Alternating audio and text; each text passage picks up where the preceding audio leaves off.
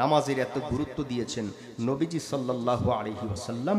হাসরের দিন সর্বপ্রথম কোন কাজের হিসাব হবে বলুন তো আপনারা? নামাজ। আউয়ালু মা ইউহাসাবু বিহিল আবদু ইয়াউমাল কিয়ামাতিস সালাহ। সর্বপ্রথম বান্দার কাছ থেকে নামাজের হিসাব গ্রহণ করা হবে। রহমাতুল লিল আলামিন বলেন, আমার যে উম্মত নামাজের ব্যাপারে হিসাবগুলো ঠিক মতো মিলিয়ে দিতে পারবে, আমি আল্লাহ তাআলা তার অন্যান্য হিসাবগুলোকে আমি সহজ করে দিয়ে তার জন্য জান্নাতের পথ ধরায় দেব। এজন্য আমাদের নামাজ পড়ার দরকার সকলের আছে না নাই? এ মুসলমান ভাই, নামাজি ব্যক্তি যিনি নামাজ পড়ে, নিয়মিত নামাজ পড়ে, এক নম্বরে তার মরণটা বড় সুন্দর হয়। মরণ সুন্দর হয়। নামাজ পড়লে কি সুন্দর হয়, কি সুন্দর হয়। এই মরণ নামক যন্ত্রণা আমাদের সামনে আছে না নাই? মরণ নামক যন্ত্রণা আমাদের সামনে আছে না নাই? ফরিদউদ্দিন আত্তার রহমাতুল্লাহি আলাই, যিনি পান্দে নামক কিতাব লিখেছেন, ফরিদউদ্দিন আত্তার। ফরিদউদ্দিন আত্তার বলেন, আমি তেমন ধর্মকর্ম আগে করতাম না, আমার জীবন প্রেক্ষাপটটা পরিবর্তন হয়ে গেল একটা ভিখারির কথায়। ভিখারির কথায়, ওই ভিখারির কথাটা শোনার জন্য আমরা রেডি আছি না নাই? ফরিদউদ্দিন আত্তার রহমাতুল্লাহি আলাই বলেন, দোকানের অত্যন্ত ভিড়াভিড়ির সময়, বেচা কেনার সময়, বিকাল বেলা আমার দোকানে অনেক লোকের ভিড় জমে যায়। আতর বিক্রি করতাম, আতর। এজন্য লোকেরা আমাকে বলতো আত্তার। নাম আমার ফরিদউদ্দিন, আতর বিক্রি করতাম বলে লোকেরা আমাকে বলতো আত্তার, এজন্য তার নাম হয়েছে ফরিদউদ্দিন আত্তার। বিকাল বেলা কাস্টমারের ভিড়, ভিড় ঠেলাঠেলি ঠেলাঠেলি, এমন প্রচন্ড ভিড়। একজন ভিক্ষুক কোত্থেকে যেন আমার দোকানের সামনে এলো আর বলল, ইয়া আল্লাহর বান্দা, শাইআন লিল্লাহ, আমার প্লেটের মধ্যে যদি পারো রে কিছু আমাকে দান করো, কিছু আমারে দাও। ফরিদউদ্দিন আত্তার বলেন, সে যখন আমার কাছে আল্লাহর নাম নিয়ে কিছু ভিক্ষা চাইলো, আমি তার দিকে ভ্রুক্ষেপ করলাম না, আমি তার কোনো কথাই যেন মনোযোগ দিলাম না, শুনলাম না। কিছুক্ষণ দাঁড়িয়ে থাকার পর ওই ভিক্ষুক আবার বললেন, ইয়া আব্দুল্লাহ, শাইআন লিল্লাহ, আল্লাহর ওয়াস্তে আমারে কিছু দাও। আমি এবারও তার দিকে মনোনিবেশ করলাম না, কারণ আমার বেচা কিনায় প্রচন্ড ভিড়। দোকানে যখন বেচা কিনায় প্রচন্ড ভিড়, ওই সময় যদি একজন ভিক্ষুক এসে হাজির হয় আর যদি বলে, দোকানদার, আমারে আল্লাহর ওয়াস্তে কিছু দাও, আমাদের দেশের দোকানদারেরাও কিন্তু তার দিকে খেয়াল করে না, আছে না নাই?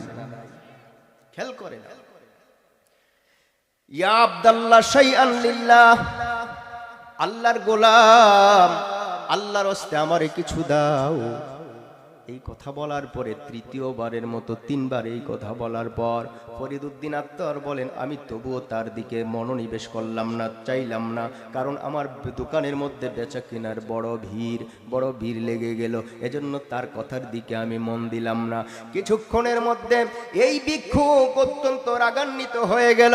মুসলমান ভাই, আপনাদের সমাজেও কিছু কিছু ভিক্ষুক আছে, বাড়ির দরজায় দাঁড়ায় ভিক্ষা চায়, একবার দুইবার তিনবার না দিতে পারলে রাগ করে ফেলে বকাঝকা শুরু করে দেয়, ঠিক না বেঠি? মুসলমান ভাইরা রে, আমার ভিক্ষুকের কথা মনে পড়ে যায়। একজন ভিক্ষুক ঘরের দরজায় যখন দাঁড়ায় যায়, সাধ্যমতো তাকে কিছু দিয়ে বিদায় করতে হয়, না দিয়ে বিদায় করা যায় না, এটা মানবতায় বলে না, কারণ কিছু না কিছু দিয়ে তার বিদায় করতে হয়, এটাই হলো নিয়ম। কেউ যদি কিছু চায়, ভিক্ষা চাক অথবা ধার চাক অথবা কিছু যদি কেউ চায়, বুঝবেন সে বিপদে পড়ে আপনার কাছে এসেছে, আপনি তার প্রতি রাগ করতে পারবেন না, সাধ্যমতো তাকে দিয়ে সহযোগিতা করার দরকার আছে না নাই? জুনায়েদ বাগদাদী রহমাতুল্লাহি আলাইহি, জুনায়েদ বাগদাদী রহমাতুল্লাহি আলাইহি একদিন দ্বীনের দাওয়াত দেওয়ার পর, ধর্মের দাওয়াত দেওয়ার পর নিজের বাড়ির দিকে রওনা দিয়েছে। কিন্তু নিজের বাড়িটা বড় দূর, অনেক দূর। উনি যদি রাস্তা দিয়ে হেঁটে হেঁটে যায়, অনেক সময়ের প্রয়োজন, দীর্ঘ সময়ের প্রয়োজন। তিনি মনে মনে ভাবলেন, এই দূর পথ অতিক্রম করে যেতে পারবো না, আমি এই সোজা রাস্তা দিয়া, সোজা চক পাতালে, সোজা বন পাতালে আমি রাস্তা দিয়ে চলে যাব, ক্ষেতের আইল দিয়ে আমি চলে যাব। আমি রাস্তা ঘুরে এতটা মাইল দূর পথ দিয়ে আমি আসতে পারবো না, আমি চলে যাই। বিকাল বেলা হয়ে গেল।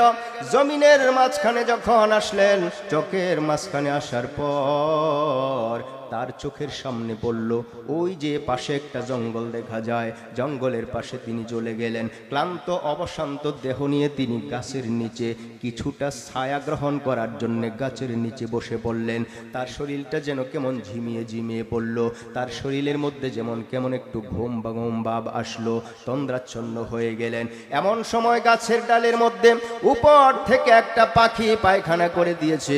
পাখির পায়খানাটা তার গায়ের মধ্যে পড়েছে, তার গায়ের মধ্যে পড়েছে জুনায়েদ বাগদাদী রহমাতুল্লাহি আলাই। তার গায়ের মধ্যে পড়ার পরে তিনি বড় রাগান্বিত হয়ে গেলেন, বড় রাগান্বিত হয়ে গেলেন। হাইর একটা পাখি হয়ে আমার গায়ের জামার মধ্যে কিভাবে পায়খানা করে দেয়, পাখি হয়ে কিভাবে পায়খানা কইরা দেয়। আমি তো আল্লাহর গোলাম, আল্লাহর কাজ করার জন্য, আল্লাহর দ্বীনের দাওয়াত দেওয়ার জন্য এতটা সময় ব্যয় করলাম। পাখিটার দিকে অত্যন্ত কঠিন কঠিন হৃদয় দিয়া, কঠিন ভাবে পাখিটার দিকে যখন তাকান, সঙ্গে সঙ্গে পাখিটার গায়ে আগুন ধরে যায়, পাখিটার নিচে পড়ে ছাই হয়ে নিচে পড়ে যায়। সুবহানাল্লাহ। মুসলমান ভাইরা রে আমার, এই ঘটনা অনেক দিন পর জুনায়েদ বাগদাদী রহমাতুল্লাহি আলাই প্রায় 6 মাস পর অন্য একটা এলাকায় ধর্মের দাওয়াত দেওয়ার জন্য যান। আজকের মতো বিকাল হয়ে গেল, ভাবলেন ওই পাশে গ্রামটা দেখা যায়, ওখানে গিয়ে আসর নামাজটা পড়ে তারপরে বাড়িতে যাব। গ্রামে ঢুকে পড়লেন তিনি, লক্ষ্য করে দেখেন ওইখানে কোনো গ্রাম নাই, চতুর্দিকে বন জঙ্গল, মাঝখানে একটা ছোট্ট কুঁড়ে ঘর। এই কুঁড়ে ঘরের পাশে গিয়ে তিনি বললেন, ভিতরে কেউ কি আছো? থাকলে আমাকে 1 লোটা পানি দাও, আমি অজু করব, অজু করার পরে আসরের নামাজটা পড়ব। ঘর থেকে কারো কোনো জবাব পাওয়া যায় না। এ মুসলমান ভাই, তিনি আবার বললেন, ঘরের ভিতরে কে আছো? আমাকে 1 লোটা পানি দাও, এই লোটার পানি দিয়ে আমি অজু করব, আমি বদনার পানি দিয়ে অজু করব, অজু করে আসরের নামাজটা পড়ব, আমাকে 1 বদনা পানি দাও। ঘর থেকে কেউ আওয়াজ দেয় না, কেউ জবাব দেয় না, কেউ জবাব দেয় না। জুনায়েদ বাগদাদী রহমাতুল্লাহ আলাই আগের থেকে আরো বেশি রাগ হয়ে যান, যেমন ভিক্ষুকরা রাগ হয়ে যায়। এই ঘরের মধ্যে কি কেউ নাই? 1 লোটা পানি তালাশ করলাম, নামাজ পড়বো, নামাজের সময় যায়, সূর্য লাল হয়ে গিয়েছে, কেউ কি নাই? আমাকে একটু পানি দেওয়ার মতো কি কেউ নাই? এইভাবে করে তিনি উচ্চবাচ্য শব্দ আরম্ভ করলেন। ঘর থেকে একটা কঠিন কণ্ঠে, কচি কণ্ঠে একজন মেয়ে মানুষের আওয়াজ বেশি আসলো, আর ডেকে ডেকে বলছে, জুনায়েদ, চিল্লা চিল্লি করো না রে জুনায়েদ, এটা তোমার পাখি মারা না যে তোমার মুখের কথায় আমি মরে যাব। আল্লাহু আকবার। খবরটা কি? এ জুনায়েদ, এটা তোমার পাখি মারা না যে তোমার মুখের কথায় আমি মরে যাব। জুনায়েদ বাগদাদী কয়, মাথায় হাত দিয়ে বসে পড়লাম। 6 মাস আগে যেই জঙ্গলে আমি পাখি মারলাম, ওই খবরটা এই ঘরের মহিলা জানলো কেমনে? কারণ এই ঘরের মহিলা তো ওখানে ছিল না, আর এলাকাটাও তো এই এলাকা ছিল না, ভিন্ন এলাকার ঘটনা। এই ঘরের মহিলাটা কেমনে জানলো? মহিলাকে ডাক দিয়ে বলছে, মা গো, 1 বদনা পানি আমারে তাড়াতাড়ি দাও গো মা, সূর্যটা ডুবে যাচ্ছে, আমি তাড়াতাড়ি অজু করব, অজু করার পরে তোমার সাথে নামাজের পরে কথা হবে মা, তাড়াতাড়ি আমাকে অজু করার জন্য একটু পানি দাও। এইবার জুনায়েদ বাগদাদী নরম হয়ে যায়। জুনায়েদ বাগদাদীকে 1 বদনা পানি দেওয়ার পরে তিনি অজু করলেন, অজু করার পরে তিনি আসরের নামাজটা আদায় করলেন। ডাক দিয়ে বলে, মা আমি জুনাইদ তোমার সন্তান আর তুমি আমার মা। মা গো তাড়াতাড়ি বলো তো এই গোপন ঘটনা তুমি কেমনে জানতে পারলা? 6 মাস আগে যখন আমি পাখি মেরেছি গো মা, ওই ঘটনা দুনিয়ার কেউ জানে না। ওখানে কোনো বাড়িঘর ছিল না, ওখানে কোনো মানুষ ছিল না মা। নির্জনে নিবৃত্তে একটা গাছ থেকে পাখি ছাই হয়ে মাটিতে পড়েছিল। এই ঘটনা তুমি কেমনে জানতে পারলে? সঙ্গে সঙ্গে জবাব দিলেন, জুনাইদ রে জুনাইদ, আমার কথা মনোযোগ দিয়ে শোনো রে জুনাইদ, আমি হইলাম এই বাড়ির নতুন বউ, আমি হলাম এই বাড়ির নতুন বউ, নববধূ। আমি জোরে বলেন সুবহানাল্লাহ। এ মুসলমান ভাই, আমাদের বাড়িতেও নববধূ নতুন বউ আছে না নাই? নাই?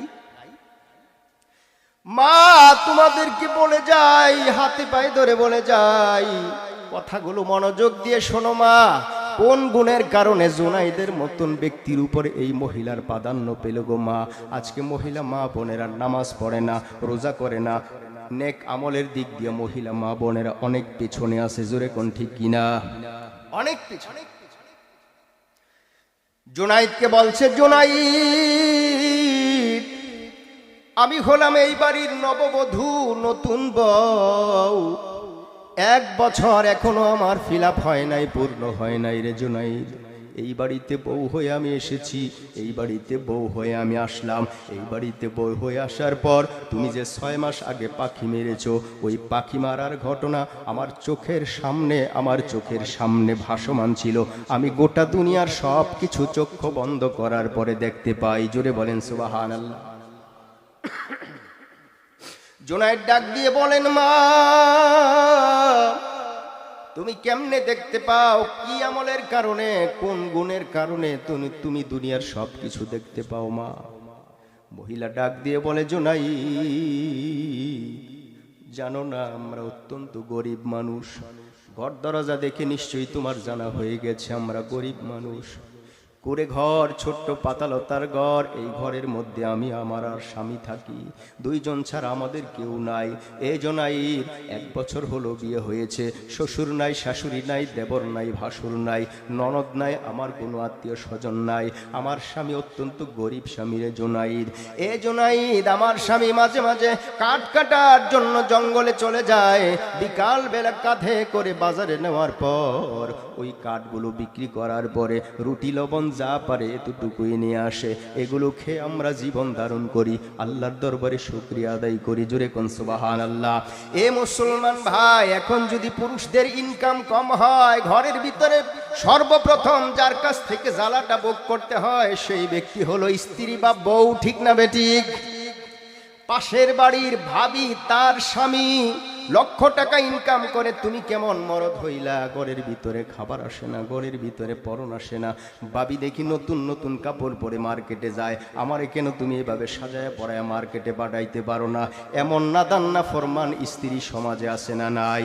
মা গো তুমি জানো না, তুমি যার উদাহরণ দিচ্ছ ওই ব্যক্তির স্বামী স্ত্রীর প্যারার কারণে অবৈধ ইনকাম করে, তোমার স্বামী ইনকাম অল্প করে। তুমি যদি ধৈর্য ধারণ করে থাকতে পারো, জুনাইদ বাগদাদির ওই মহিলার চাইতে তোমার দাম আরো বেশি হয়ে যাবে। জোরে বলেন সুবহানাল্লাহ। জুনাইদকে ডাক দিয়ে বলছি, জুনাইদ এই ঘরের মধ্যে আমি থাকি আর আমার স্বামী থাকে, আমরা 2 জন ছাড়া আর কেউ নাই, আমরা অত্যন্ত গরিব। আমার স্বামী মাঝে মাঝে জঙ্গলায় কাঠ কেটে এই কাঠগুলো বাজারে বিক্রি করে, লুটি লবণ যা পারে তা নিয়ে আসে, তা খেয়ে আমরা জীবন ধারণ করি, আল্লাহর শুকরিয়া আদায় করি। কোনোদিন আল্লাহর নাফরমানি করি না, কারণ রিজিকের মালিক হলেন আল্লাহ। রিজিকের মালিক কে? কোনোদিন নাফরমানি করি না। আমার স্বামী মাঝে মাঝে কাঠ কাটার জন্য জঙ্গলায় যেতে পারে না, অসুস্থ হয়ে যায় আমার স্বামী, মাঝে মাঝে কাঠ কাটতেও যেতে পারে না। আমাদের ঘরে সপ্তাহ পরে সপ্তাহ চলে যায় রে জুনাইদ, ঘরের ভিতরে কোনো খাবার চুলায় আগুন জ্বলে না, এজন্য আমরা না খেয়ে থাকি।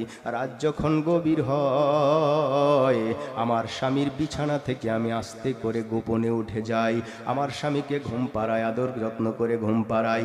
তারপরে ঘুম থেকে জাগ্রত হওয়ার পর অজু করে যায় নামাজটা বিছাইয়া আল্লাহর দরবারে সেজদা দেই আর কান্দি, আল্লাহ গরিব বানাইছো তো কি হয়েছে, তোমার শুকরিয়া আদায় করি গো আল্লাহ, মেহেরবানি করে তুমি আমাদেরকে মাফ করিয়া দাও, আমাদের হালত আমাদের অবস্থাটা তুমি নিজের চোখে তো সব দেখতেছো গো মাবুদ। এইভাবে করে চোখের পানি ছেড়ে ছেড়ে আল্লাহর দরবারে কান্দি। ডাক দেয়া কয়, জোনায়েদ আমার স্বামী যখন অসুস্থ হয়ে যায় আমার স্বামীর গায়ে গরম পানি দিয়ে আমি মুছিয়ে দেই, আদর যত্ন করে তেল মালিশ করে অসুস্থ স্বামীকে সুস্থ করার সেবা যত্ন করি। এইভাবে করে স্বামীর খেদমত করি। আর গভীর রাতে অন্ধকার যখন হয়ে যায় স্বামীর বিছানা ছাড়িয়া আমি গভীর রাতে নামাজ পড়ি, যাই নামাজে দাঁড়াইয়া যাই। আমার আল্লাহ তাআলা স্বামীর সেবার কারণে আর তাহাজ্জুদের বিছানার 2 রাকাত নামাজ পড়ার কারণে আল্লাহ তাআলা আমার দৃষ্টিশক্তি এতই খুলে দিয়েছেন, এতটা উন্মুক্ত করে দিয়েছেন, পৃথিবীর কোথায় কি হয়, কোথায় কখন কোন ঘটনা হয় চোখের সামনে আমি আমার একেবারে সামনে সব কিছু দেখতে পাই। জোরে বলেন সুবহানাল্লাহ। ভাইরা আমার, বন্ধুরা আমার, বলছিলাম ফরিদউদ্দিন আত্তার রহমাতুল্লাহি আলাইহি ডাক দিয়ে বলেন, দুনিয়ার মানুষ একজন ভিক্ষুকের কথায় আমার জীবন পথ পরিবর্তন হয়ে গেল। 3 বার ভিক্ষা চাওয়ার পর আমি তার দিকে মনোনিবেশ করলাম না, তাকাইলাম না। লোকটা অত্যন্ত ক্ষিপ্ত হয়ে আমাকে বলছেন, হে খোদার গোলাম, না জানি তোর মরণটা কেমনে হয়। সুবহানাল্লাহ কোন।